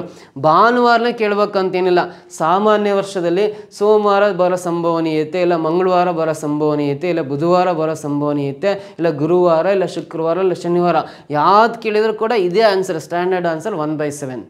ಅದು ಸಾಮಾನ್ಯ ವರ್ಷದಲ್ಲಿ. ಮತ್ತೆ ಯಾವುದೇ ಸಾಮಾನ್ಯ ವರ್ಷದಲ್ಲಿ ಸೊ ಅಂದರೆ ಅಧಿಕ ವರ್ಷದಲ್ಲಿ ಭಾನುವಾರ ಅಥವಾ ಸೋಮವಾರ ಯಾವ ವಾರ ಆದರೂ ಕೊಳ್ಳಿ, ಒಟ್ಟು 53 ಬರುವ ಸಂಭವನೀಯತೆ ಅಂದರೆ ಅದು ಯಾವಾಗಲೂ ಸ್ಟ್ಯಾಂಡರ್ಡ್ ಆನ್ಸರು 1/7. ನೀವು ಲೆಕ್ಕ ಮಾಡೋ ಅವಶ್ಯಕತೆಯೇ ಇಲ್ಲ. ಇನ್ ಫ್ಯೂಚರಲ್ಲಿ ಇದೇ ಪ್ರಶ್ನೆ ರಿಪೀಟ್ ಆದರೆ. ಓಕೆನಾ? ನೆಕ್ಸ್ಟ್ ಕ್ವಶನ್ ಬರೋಣ. The interior angle of a regular polygon is ಅಂತ ಇದೆ. ಒಂದು ನಿಯಮಿತ ಬಹುಭುಜಾಕೃತಿಯ ಆಂತರಿಕ ಕೋನಗಳ ಮೊತ್ತ ಕಂಡುಹಿಡಿಯುವ. ಆಂತರಿಕ ಕೋನವು ಅಂತ ಕೇಳಿದ್ದೇನೆ. ಒಂದು ನಿಯಮಿತ ಬಹುಭುಜಾಕೃತಿಯ ಆಂತರಿಕ ಕೋನ ಎಷ್ಟು ಡಿಗ್ರಿ ಇದೆ ಅಂತ ಕಂಡುಹಿಡಿಬೇಕಂದ್ರೆ ನೋಡ್ರಿ. ಸೊ ನೋಡ್ರಿ, ನಾವು n-2 × 180 ಅಂತ ಬರ್ಕೊಂಡ್ವಿ ಅಂದರೆ ಈ n-2 × 180 ಅನ್ನೋದು ಒಂದು ನಿಯಮಿತ ಬಹುಭುಜಾಕೃತಿಯ ಎಲ್ಲ ಆಂತರಿಕ ಕೋನಗಳ ಮೊತ್ತ ಆಗುತ್ತೆ. Sum of all interior angles of a regular polygon ಅಂತ ಕರಿತೀವಿ ಇದನ್ನ. ಸೊ ನೋಡ್ರಿ, ಒಂದು ಯಾವುದೇ ಬಹುಭುಜಾಕೃತಿ ಕೊಟ್ಟು, ಫಾರ್ ಎಕ್ಸಾಂಪಲ್ ಪಂಚಭುಜಾಕೃತಿ, ಷಡ್ಭುಜಾಕೃತಿ, ಸಪ್ತಭುಜಾಕೃತಿ, ಅಷ್ಟಭುಜಾಕೃತಿ, ಪೆಂಟಾಗಾನ, ಎಕ್ಸಾಗಾನ, ಎಪ್ಟಾಗಾನ, ಆಪ್ಟಾಗಾನ, ಡೆಕಾಗಾನ, ಈ ಥರ ಯಾವುದೇ ಪಾಲಿಗನ್ ಇವೆಲ್ಲ ಬಹುಭುಜಾಕೃತಿಗ ಒಳ ಕೋನಗಳ ಮೊತ್ತ ಕಂಡುಹಿಡಿಬೇಕು ಅಂದರೆ n-2 × 180 ಬರಿತೀವಿ. ಆದರೆ ಒಳ ಕೋನಗಳ ಮೊತ್ತ ಅಂತ ಪದ ಇಲ್ಲ, ಸಮ್ ಅಂತ ಇಲ್ಲ. ಪ್ರತಿಯೊಂದು ಒಳ ಕೋನದ ಅಳತೆ ಮಾತ್ರ ಬೇಕು ಅಂದರೆ ಟೋಟಲಿ ಇದನ್ನು /n ಅಂತ ಹಾಕಿದ್ವಿ ಅಂದರೆ ಆ ಬಹುಭುಜಾಕೃತಿಯ ಪ್ರತಿಯೊಂದು ಆಂತರಿಕ ಕೋನ ಎಷ್ಟು ಡಿಗ್ರಿ ಆಗುತ್ತೆ ಅಂತ ಹೇಳ್ಬೋದು. ಈ n ಇಲ್ಲ ಅಂದರೆ ಒಳ ಕೋನಗಳ ಮೊತ್ತ ಆಗುತ್ತೆ. /n ಹಾಕಿದರೆ ಅದರಲ್ಲಿ ಒಂದು ಕೋನದ ಅಳತೆ ಎಷ್ಟು, ಆಂತರಿಕ ಕೋನದ ಅಳತೆ ಎಷ್ಟು ಅಂತ ಕಂಡುಹಿಡಿಬೋದು. n-2 × 180 /n ಅಂತ ಇಲ್ಲಿ ಆಪ್ಷನ್ ಸೆಕೆಂಡ್ ಒನ್ನಲ್ಲಿ ಇದೆಯಲ್ಲ, this is the right answer ಅಂತ ಹೇಳ್ತೀವಿ. ಕ್ಲಿಯರ್? ಅರ್ಥ ಆಯ್ತಾ? ಸೊ ನೆಕ್ಸ್ಟ್ ಕ್ವಶನ್ ಬರೋಣ. ಇಲ್ಲಿ perimeter of a square is 24 root 2 centimeter. Its diagonal is ಅಂತ ಕೇಳಿದ್ದಾನೆ. ಒಂದು ಚೌಕದ ಸುತ್ತಳತೆಯು 24 ರೂಟ್ 2 ಸೆಂಟಿಮೀಟರ್ಗಳಾದರೆ ಅದರ ಕರ್ಣ ಎಷ್ಟಿರುತ್ತೆ ಅಂತ ಕ್ವಶನ್ ಕೇಳಿದ್ದಾನೆ. ನೋಡಿ ಇಲ್ಲಿ ಚೌಕ ಅಂದ ತಕ್ಷಣ ನಾವು ಇದು ಚೌಕ ಸ್ಕ್ವೇರ್ ಅಂದ ತಕ್ಷಣ ಆಲ್ ಸೈಡ್ಸ್ ಆರ್ ಈಕ್ವಲ್ ಅಂತ ಬರಿತೀವಿ. 4 ಬಾಹುಗಳ ಅಳತೆಗಳು ಸಮವಾಗಿತ್ತು ಅಂದರೆ ಎ ಎ ಎ ಅಂತ ಬರಿತೀವಿ. ಅಂದರೆ ಎಲ್ಲ ಬಾಹುಗಳ ಅಳತೆ ಸಮ ಇದ್ರೆ ಅದನ್ನ ಚೌಕ ಅಂತ ಕರಿತೀವಿ. ಆಲ್ ಸೈಡ್ಸ್ ಆರ್ ಈಕ್ವಲ್ ಇದ್ರೆ ಅದನ್ನ ಸ್ಕ್ವೇರ್ ಅಂತ ಕರಿತೀವಿ. ಈ ಚೌಕದ ಸುತ್ತಳತೆ ನೋಡಿ, ಸುತ್ತಳತೆ ಅಂದರೆ 4 ಬಾಹುಗಳ ಅಳತೆಗಳ ಮೊತ್ತ. ಇದರ ಸುತ್ತಳತೆ a plus a plus a plus a ಅಂದರೆ ಟೋಟಲ್ 4 ಎ ಆಗುತ್ತೆ. ಇದರ ಸುತ್ತಳತೆ 24 ರೂಟ್ 2 ಇದೆಯಲ್ಲ, 24 ರೂಟ್ 2 ಸೆಂಟಿಮೀಟರ್ ಬರೀತೀನಿ. ಇವಾಗ ನೋಡ್ರಿ 4 ಒಂದಲೇ 4 ಆರ್ಲೆ 24 ಕ್ಯಾನ್ಸಲ್ ಆಗಿ a equal to 6 root 2 centimetre. ಇದರ ಅರ್ಥ ಈ ಚೌಕದ ಪ್ರತಿಯೊಂದು ಬಾಹುವಿನ ಅಳತೆ ಎ ಅಂದರೆ 6 ರೂಟ್ 2 ಸೆಂಟಿಮೀಟರ್ ಇದೆ ಅಂತ ಅರ್ಥ. ನಮಗೆ ಬೇಕಾಗಿರೋದು ಅದರ ಕರ್ಣದ ಅಳತೆ ಬೇಕು. ಸೊ ಚೌಕದ ಕರ್ಣದ ಅಳತೆ ಕಂಡುಹಿಡಿಯಲಿಕ್ಕೆ ಒಂದು ಫಾರ್ಮುಲಾ ಇದೆ. ಚೌಕದಲ್ಲಿ ಈ ಸ್ಕ್ವೇರಲ್ಲಿ ಕರ್ಣದ ಅಳತೆ ಕಂಡುಹಿಡಿಯೋ ಫಾರ್ಮುಲಾ ಎ ಇಂಟು ರೂಟ್ 2 ಅಂತ ಬರಿತೀವಿ.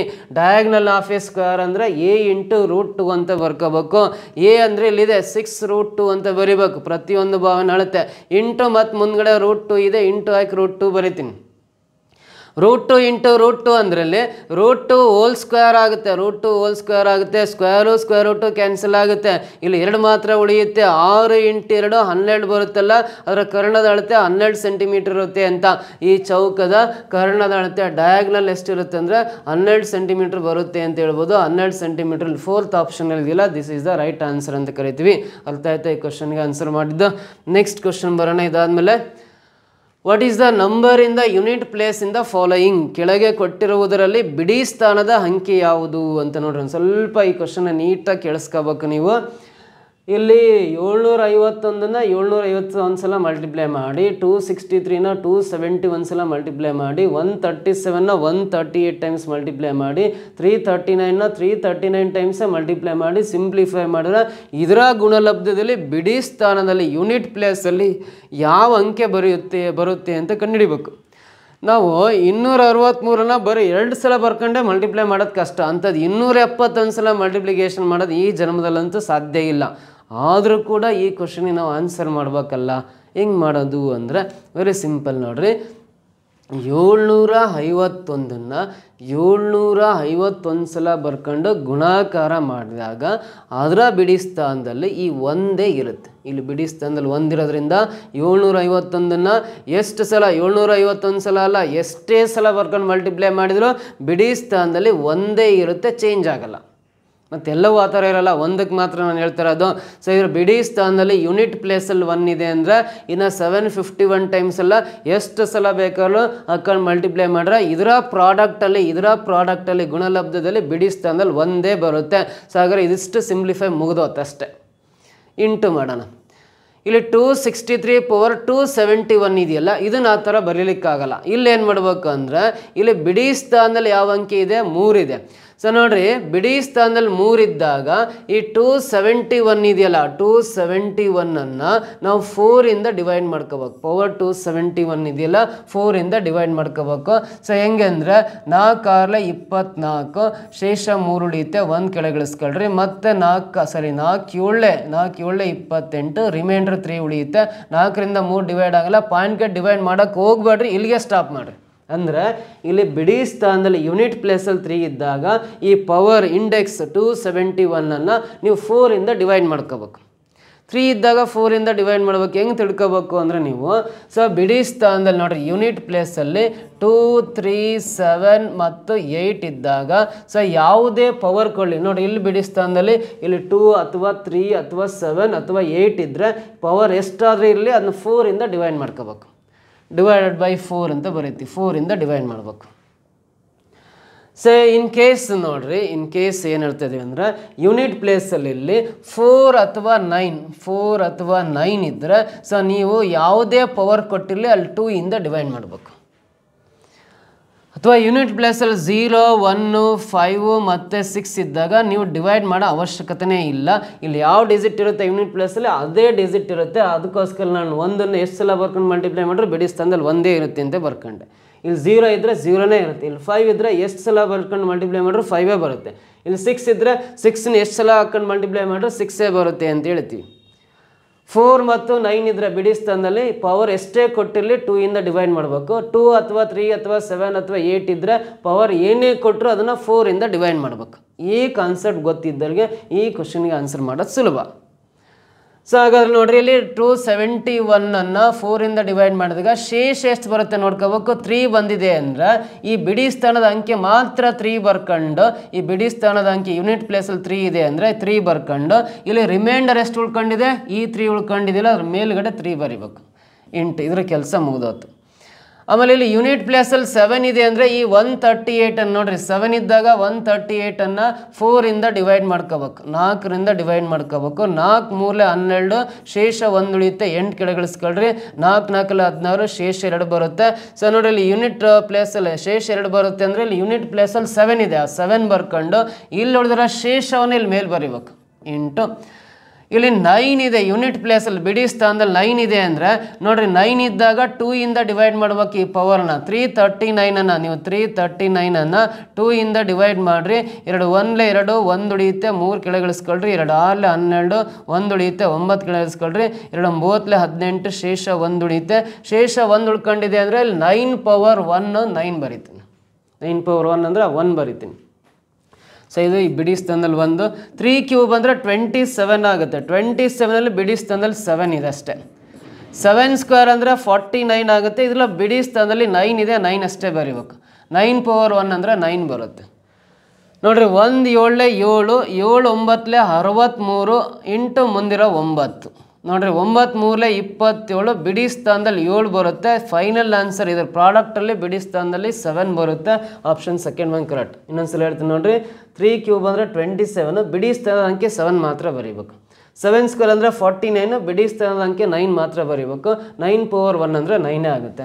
1 ಇಂಟು 7 7 ಆಗುತ್ತೆ. 7 9 63 ಬರುತ್ತೆ. 63 ಇಂಟು ಮುಂದಿನ ಸಂಖ್ಯೆ 9 ಗುಣಿಸಿದ್ರೆ ಬಿಡಿ ಸ್ಥಾನದ ಅಂಕೆಗಳು 9 3 27 ಅಲ್ಲ. ಸೊ ಇಲ್ಲಿ ಬಿಡಿ ಸ್ಥಾನದಲ್ಲಿ 7 ಬರುತ್ತೆ ಅಂದಮೇಲೆ ಫೈನಲ್ ಇದ್ರ ಪ್ರಾಡಕ್ಟಲ್ಲಿ ಬಿಡಿ ಸ್ಥಾನದಲ್ಲಿ 7 ಬರುತ್ತೆ. ಸೆಕೆಂಡ್ ಆಪ್ಷನಲ್ಲಿದೆ, ಅದು ರೈಟ್ ಆನ್ಸರ್ ಆಗುತ್ತೆ. ಕ್ಲಿಯರಾಗಿ ಗೊತ್ತಾಯ್ತಾ? ಸೊ ಈ ಕ್ವಶನ್ಗೆ ಆನ್ಸರ್ ಮಾಡೋದು ತಿಳ್ಕೊಂಡಿದ್ರ. ನೆಕ್ಸ್ಟ್ ಮುಂದಿನ ಕ್ವಶನ್ ಟ್ರೈ ಮಾಡ್ತಾ ಬರೋಣ. ಏನಿದೆ ನೆಕ್ಸ್ಟ್ ಕ್ವಶನ್ ಅಂದರೆ, a certain number of men can do a work in 60 days. If there were 8 men less, it could be finished in 10 days more. The number of men R ಅಂತ question ಕೇಳಿದ್ದಾನೆ. ನೋಡ್ರಿ, ಕೆಲವು ಪುರುಷರು ಒಂದು ಕೆಲಸವನ್ನು 60 ದಿನಗಳಲ್ಲಿ ಮಾಡುತ್ತಾರೆ. ಒಂದು ವೇಳೆ 8 ಪುರುಷರು ಕಡಿಮೆ ಆದರೆ ಆ ಕೆಲಸವು ಮುಗಿಯಲು 10 ದಿನಗಳು ಹೆಚ್ಚು ಬೇಕಾಗುತ್ತದೆ. ಆರಂಭದಲ್ಲಿ ಇದ್ದ ಪುರುಷರ ಸಂಖ್ಯೆ ಎಷ್ಟು ಅಂತ ಕ್ವಶನ್ ಕೇಳಿದ್ದಾನೆ. ನೋಡ್ರಿ, ಟೈಮ್ ಆ್ಯಂಡ್ ವರ್ಕ್ ಟಾಪಿಕ್ಗೆ ಸಂಬಂಧಪಟ್ಟಂತೆ ಪ್ರಶ್ನೆ. ಇಲ್ಲಿ number of men, number of days ಅಂತ 2 ಪರಿಮಾಣಗಳಿದ್ದಾವೆ. ಪುರುಷರ ಸಂಖ್ಯೆ, ದಿನಗಳ ಸಂಖ್ಯೆ ಅಂತ ಓನ್ಲಿ ಇಲ್ಲಿ 2 ಪ್ಯಾರಾಮೀಟರ್ಸ್ ಇದ್ದಾವೆ. Number of ಮೆನ್ನು, number of days ಅಂತ ಬರ್ಕೊಂಡು ನಾವು ನೋಡ್ರಿ, ಕೆಲವು ಪುರುಷರು ಸರ್ಟೈನ್ ನಂಬರ್ ಆಫ್ ಮೆನ್ ಅಂತ ಹೇಳಿದಾನೆ. ಕೆಲವು ಪುರುಷರು ಅಂದರೆ ಸ್ಟಾರ್ಟಿಂಗ್ ಎಷ್ಟು ಜನ ಪುರುಷರಿದ್ದಾರೆ ಗೊತ್ತಿಲ್ಲ. ಸ್ಟಾರ್ಟಿಂಗ್ ಎಷ್ಟು ಜನ ಪುರುಷರಿದ್ದಾರೆ ಗೊತ್ತಿಲ್ಲ ಎಕ್ಸ್ ಬರ್ಕಂತೀನಿ. ಇಷ್ಟು ಪುರುಷರು ಎಷ್ಟೋ ಗೊತ್ತಿಲ್ಲ, ಅವರೆಲ್ಲರೂ ಸೇರಿ ಒಂದು ಕೆಲಸ ಮಾಡಲಿಕ್ಕೆ 60 ದಿನ ತಗೊಳ್ತಾರೆ. 60 days ಬೇಕು ಅಂತ. ಆರಂಭದಲ್ಲಿ ಎಷ್ಟು ಜನ ಪುರುಷರಿದ್ದಾರೋ ಗೊತ್ತಿಲ್ಲ, ಅವರೆಲ್ಲರೂ ಸೇರಿ ಆ ಕೆಲಸ ಮಾಡಲಿಕ್ಕೆ 60 ದಿನ ಬೇಕು. ಇಲ್ಲಿ ಪುರುಷರ ಸಂಖ್ಯೆ ಗೊತ್ತಿಲ್ಲಲ್ಲ, ಆ ಎಕ್ಸ್ ಪುರುಷರು ಸೇರ್ಕೊಂಡು ಒಂದು ಕೆಲಸವನ್ನು 60 daysಲ್ಲಿ ಕಂಪ್ಲೀಟ್ ಮಾಡಬಲ್ಲರು. ಒಂದು ವೇಳೆ ಇಲ್ಲಿ ಎಷ್ಟು ಜನ ಪುರುಷರು ಇರ್ತಾರಲ್ಲ ಅದಕ್ಕಿಂತ 8 ಪುರುಷರು ಕಡಿಮೆಯಾದರೆ ಅಂತಿದೆ. ಇಲ್ಲಿ ಎಕ್ಸ್ ಪುರುಷರು ಇದ್ದಾರೆ ಅಂದರೆ ಇದಕ್ಕಿಂತ 8 ಜನ ಕಡಿಮೆ ಆದರೆ ಏನು ಬರೀತಾರೆ ಹೇಳ್ರಿ, ಎಕ್ಸ್ ಮೈನಸ್ 8 ಅಂತ ಬರೀಬೇಕು. ಕಡಿಮೆ ಆದರೆ ಆ ಕೆಲಸವು ಮುಗಿಯಲು 10 ದಿನಗಳು ಹೆಚ್ಚು ಬೇಕಾಗುತ್ತದೆ.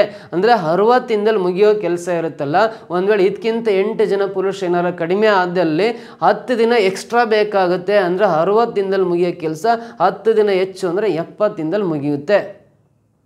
ಇವಾಗ ಸಿಂಪ್ಲಿಫೈ ಮಾಡಿ ಈ ಸ್ಟಾರ್ಟಿಂಗ್ ಇದ್ದ ಪುರುಷರ ಸಂಖ್ಯೆ ಎಷ್ಟು ಅಂತ ಕಂಡುಹಿಡಿಯೋದಾದರೆ ನೋಡ್ರಿ, ನಾವು 10 7 70, 10 6 60 ಕ್ಯಾನ್ಸಲ್ ಆಗುತ್ತೆ. ಸೊ ಮೇಲಿರೋ ಮೇಲೆ ಮಲ್ಟಿಪ್ಲೈ ಮಾಡಿರಿ. 6 ಇಂಟು ಎಕ್ಸ್ 6x ಮೇಲಿರೋ ಮೇಲೆ, ಮಧ್ಯದಲ್ಲಿ ಈಕ್ವಲ್ ಟು ಹಾಕಿ ಕೆಳಗಿರೋ ಕೆಳಗಡೆ 7 ಇಂಟು ಎಕ್ಸ್ 7x ಬರುತ್ತೆ. ಇಲ್ಲಿ ಮೈನಸ್ ಇದೆ, ಮೈನಸ್ ಬರಿತೀನಿ. 7 8 56 ಬರುತ್ತೆ. ಇವಾಗ -56 ಲೆಫ್ಟ್ ಸೈಡ್ ಬಂದರೆ +56 ಆಗುತ್ತೆ. 7x ಇರುತ್ತೆ, 6x ರೈಟ್ ಸೈಡಿಗೆ ಬಂದರೆ -6x. 7x ಅಲ್ಲಿ 6x ಕಳೆದ್ರೆ ನಾನು 1x ಉಳಿಯುತ್ತೆ. ಇಲ್ಲಿ 56 ಇದೆ ಅಂದರೆ x = 56 ಅಂದರೆ ಇಲ್ಲಿರ್ತಕ್ಕಂಥ ಪುರುಷರ ಸಂಖ್ಯೆ, ಸ್ಟಾರ್ಟಿಂಗಲ್ಲಿರ್ತಕ್ಕಂಥ ಪುರುಷರ ಸಂಖ್ಯೆ 56 ಜನ ಇದ್ದರು ಅಂತ ಆಪ್ಷನ್ 3rd ಒನ್ನಲ್ಲಿದೆ. ದಿಸ್ ಈಸ್ ದ ಆನ್ಸರ್ ಅಂತ ಹೇಳ್ಬೋದು. ಕ್ಲಿಯರ್ ಅರ್ಥ ಆಯ್ತು ಈ ಕ್ವಶನ್ಗೆ ಆನ್ಸರ್ ಮಾಡಿದ್ದು. ಸೊ ನೆಕ್ಸ್ಟ್ ಕ್ವಶನ್ ಬರೋಣ. 44 cows can graze a field in 9 days. How many less or more cows will graze the same field in 12 days? ನೋಡಿ, 44 ಹಸುಗಳು ಒಂದು ಮೈದಾನದಲ್ಲಿರುವ ಹುಲ್ಲನ್ನು 9 ದಿನಗಳಲ್ಲಿ ತಿನ್ನಬಲ್ಲವು. ಅದೇ ಮೈದಾನದಲ್ಲಿರುವ ಹುಲ್ಲನ್ನು 12 ದಿನಗಳಲ್ಲಿ ತಿನ್ನಬೇಕಾದರೆ ಎಷ್ಟು ಹೆಚ್ಚು ಅಥವಾ ಕಡಿಮೆ ಹಸುಗಳು ಬೇಕಾಗುತ್ತವೆ? ಹಿಂದಿನ ಕ್ವಶನ್ ಹೇಳ್ಕೊಟ್ನಲ್ಲ, ಸೇಮ್ ಕಾನ್ಸೆಪ್ಟ್ ನೋಡ್ರಿ. ಅಲ್ಲಿ ಪುರುಷರಿದ್ರೆ ಅವ್ರ ಬದಲಾಗಿ ಇಲ್ಲಿ ಹಸುಗಳು ಅಂತ ಕೊಟ್ಟಿದ್ದಾನೆ, ಕೌಸ್ ಅಂತ ಕೊಟ್ಟಿದ್ದಾನೆ. ನಂಬರ್ ಆಫ್ ಡೇಸ್ ಅಂತ 2 ಪರಿಮಾಣಗಳು ಕೊಟ್ಟಿದ್ದಾನೆ. ಪುರುಷರ ಬದಲಾಗಿ ಕೌಸ್ ಅಂತ ಹೇಳಿದ್ದಾನೆ ಅಷ್ಟೇ. ಅಲ್ಲಿ 44 ಹಸುಗಳಿದ್ದಾಗ ಒಂದು ಮೈದಾನದಲ್ಲಿರೋ ಹುಲ್ಲನ್ನು ತಿನ್ನಲಿಕ್ಕೆ ಅವರಿಗೆ 9 ದಿನಗಳು ಬೇಕಾಗುತ್ತೆ ಅಂತ. 44 ಹಸುಗಳಿಗೆ 9 ದಿನ ಬೇಕಾಗುತ್ತೆ ಅಂತ. ಸೊ ಆ ಹುಲ್ಲನ್ನು 9 ದಿನದಲ್ಲಿ ತಿನ್ನೋದು ಬೇಡ, 12 ದಿನದಲ್ಲಿ ತಿನ್ನಬೇಕಂದ್ರೆ ಇದಕ್ಕಿಂತ ಹಸುಗಳ ಸಂಖ್ಯೆ ಕಡಿಮೆ ಆದರೆ ಎಷ್ಟು ಕಡಿಮೆ, ಜಾಸ್ತಿ ಬೇಕಾದ್ರೆ ಎಷ್ಟು ಜಾಸ್ತಿ ಅಂತ ಕೇಳಿದ್ದಾನೆ. 44 ಹಸುಗಳಿದ್ರೆ ಒಂದು ಫೀಲ್ಡಲ್ಲಿರೋ ಹುಲ್ಲನ್ನು ತಿನ್ನಲಿಕ್ಕೆ 9 ಡೇಸ್ ಬೇಕು. ಆ ಫೀಲ್ಡಲ್ಲಿರೋ ಹುಲ್ಲನ್ನು 9 ಡೇಸಲ್ಲಿ ತಿಂದು ಮುಗಿಸಂಗಿಲ್ಲ, 12 ಡೇಸಲ್ಲಿ ತಿಂದು ಮುಗಿಸ್ಬೇಕಂದ್ರೆ ಎಷ್ಟು ಹಸುಗಳಿದ್ರೆ 12 ಡೇಸಲ್ಲಿ ಮುಗಿಯುತ್ತೆ ಅಂತ ಕೇಳಿದ್ದಾನೆ. ಅಂದರೆ ಇದಕ್ಕಿಂತ ಎಷ್ಟು ಕಡಿಮೆ ಅಥವಾ ಎಷ್ಟು ಜಾಸ್ತಿ ಹಸುಗಳು ಬೇಕಾಗುತ್ತೆ ಅಂತ ಕ್ವಶನ್ ಕೇಳಿದ್ದಾನೆ. ಸೊ ಸೇಮ್ ನಾವೇನು ಮಾಡೋಣ ಅಂದರೆ ಈ ಥರ ಬರ್ಕೊಂಡ್ಬಿಟ್ಟು ನಾವು ವೆರಿ ಸಿಂಪಲಾಗಿ ಕ್ಯಾಲ್ಕುಲೇಟ್ ಮಾಡ್ಬೇಕಂದ್ರೆ ಮೇಲೆ ಕೆಳಗಡೆ ಯಾವುದಾದ್ರೂ ಕ್ಯಾನ್ಸಲ್ ಆದ್ರೆ ಕ್ಯಾನ್ಸಲ್ ಮಾಡೋಣ. ಇದು 3 3 9 3 4 12 ಕ್ಯಾನ್ಸಲ್ ಆಗುತ್ತೆ.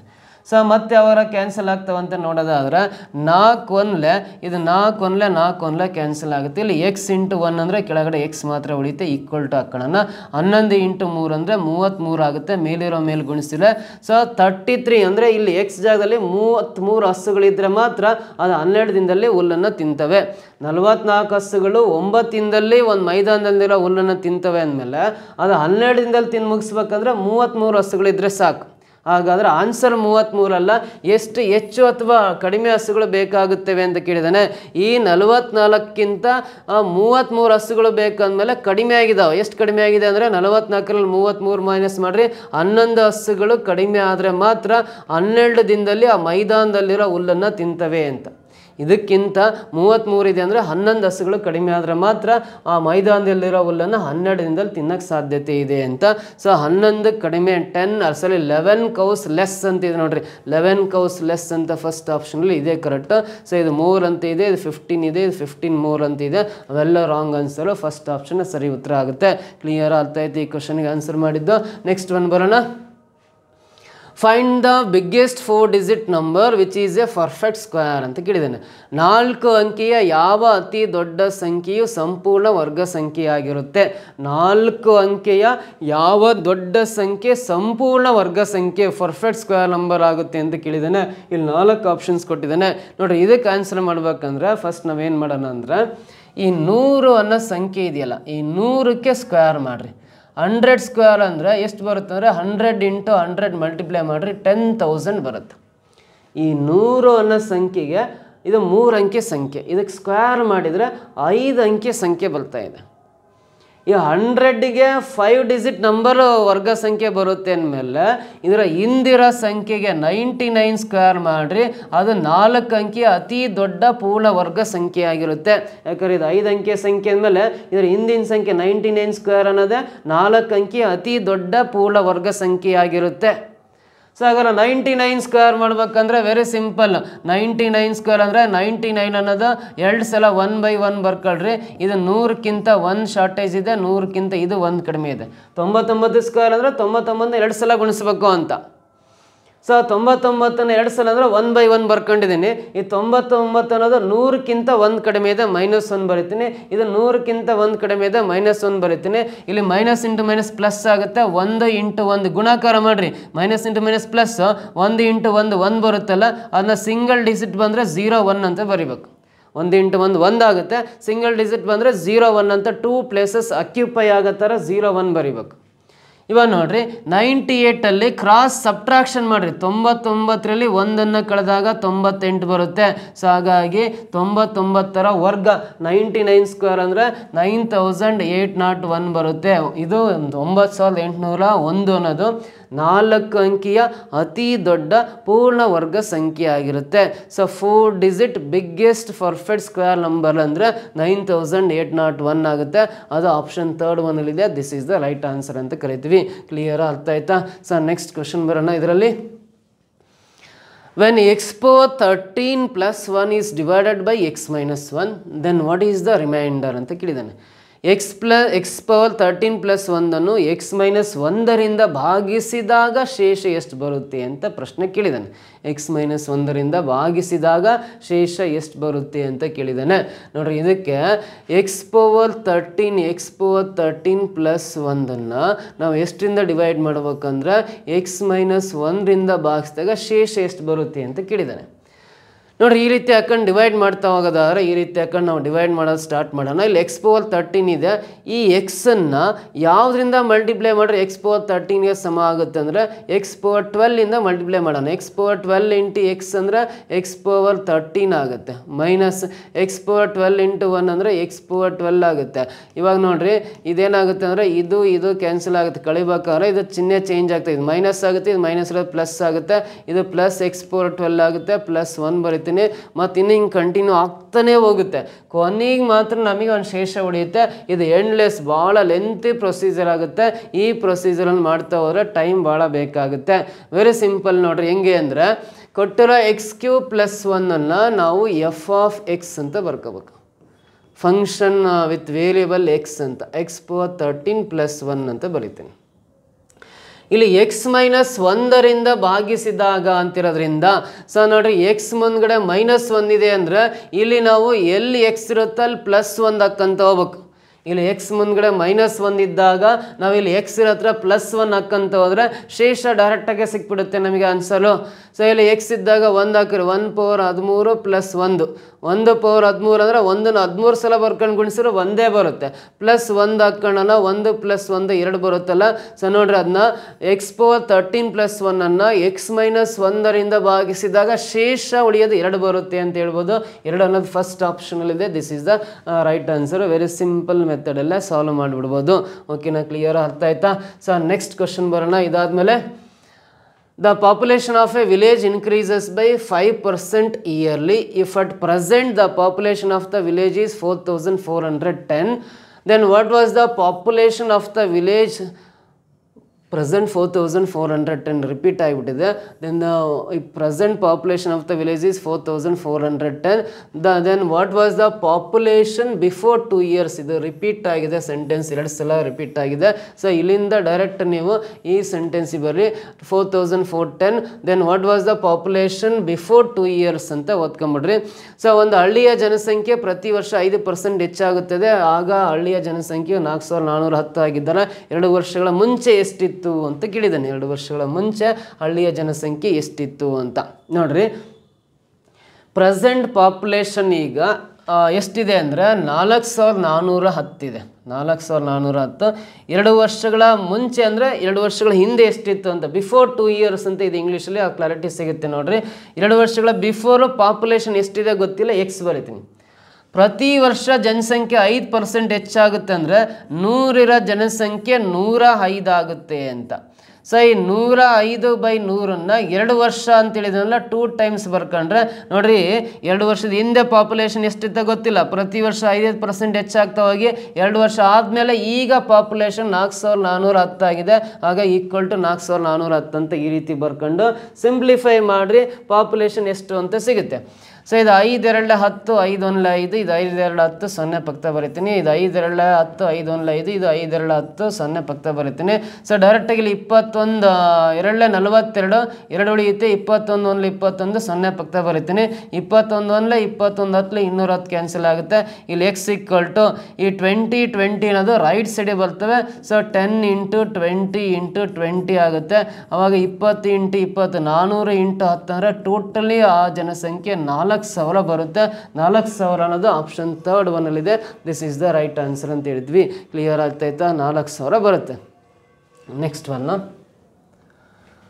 If A salary is 25% more than B, ಎನ ಸಂಬಳ ಬಿಗಿಂತ 25% ಜಾಸ್ತಿ ಇದೆ.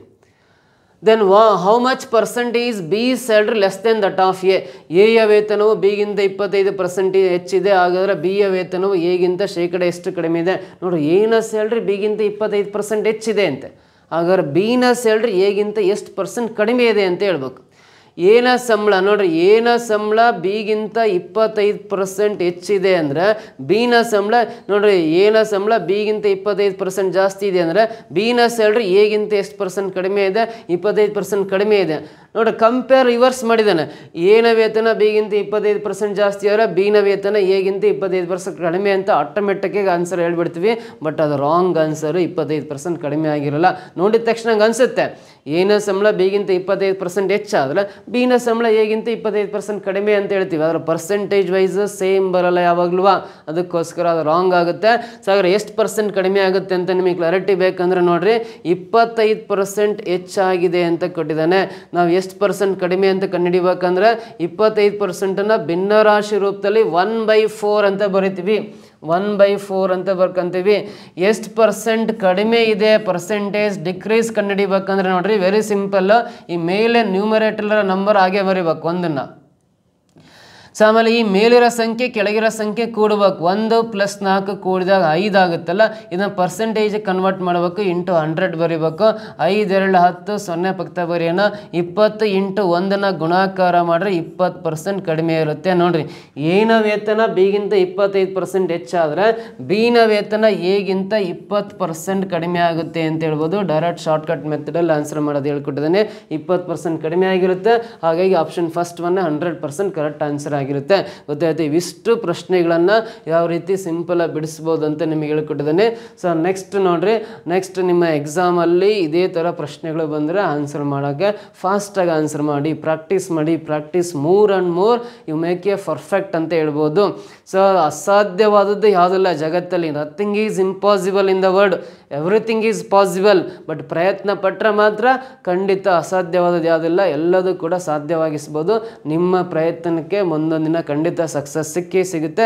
ಸೊ ನೆಕ್ಸ್ಟ್ ಈ ವಿಡಿಯೋದಲ್ಲಿ ಮತ್ತೆ ನಿಮ್ಮನ್ನ ಭೇಟಿ ಆಗ್ತೀನಿ. Thank you so much.